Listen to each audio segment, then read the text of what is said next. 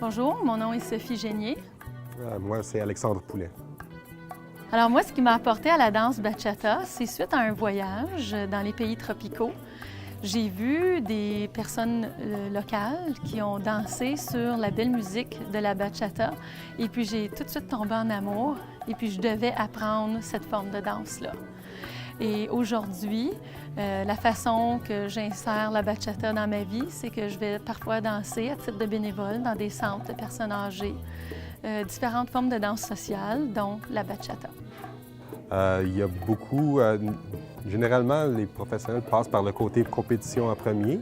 C'est un peu le processus que moi j'ai eu. Mais après ça, je me suis blessé, puis là, c'est là que j'ai commencé à enseigner.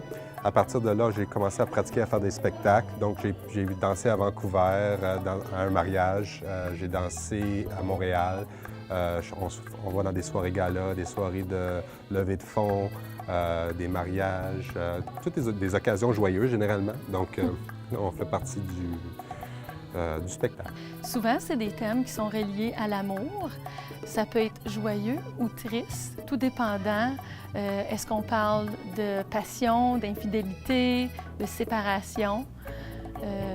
Ça peut être joyeux ou triste, un ou l'autre. L'histoire d'un partenaire, des fois, c'est plus dur qu'un couple qui se marie.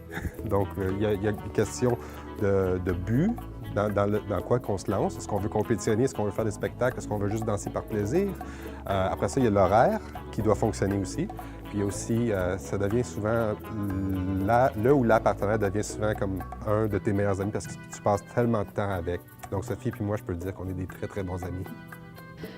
Moi, j'ai commencé à danser un peu plus tard dans la vie, fin vingtaine. Et puis, j'ai commencé par prendre des cours par plaisir, des cours de danse sociale.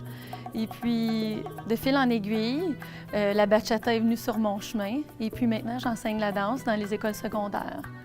Donc, c'est comme ça que j'ai pu insérer la bachata dans ma vie. Moi, j'ai eu la chance de danser, de commencer très, très jeune. Donc, à 8 ans, j'ai été inséré au groupe de danse de mes parents. Donc, j'étais DJ.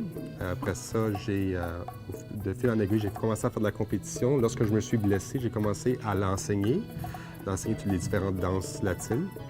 Et puis, après ça, j'ai décidé que c'était pas assez pour moi juste de l'enseigner. J'ai décidé de faire des spectacles aussi. Fait que j'ai voyagé un peu partout à travers le Canada pour justement faire des spectacles, des soirées, galas et tout.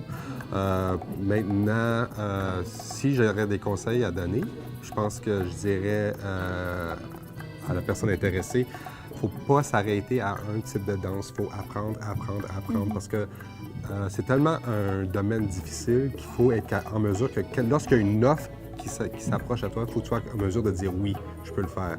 Donc, que ça soit contemporain, que ce soit du ballet, que ça soit de la danse sociale, que ça soit de la danse africaine, arrêtez jamais d'apprendre. Ça, c'est mon conseil. Peut-être comme conseil aussi, toujours regarder des vidéos, assister quand il y a des ateliers, toujours à mettre dans son bagage, et puis ça peut nous servir. C'est ça.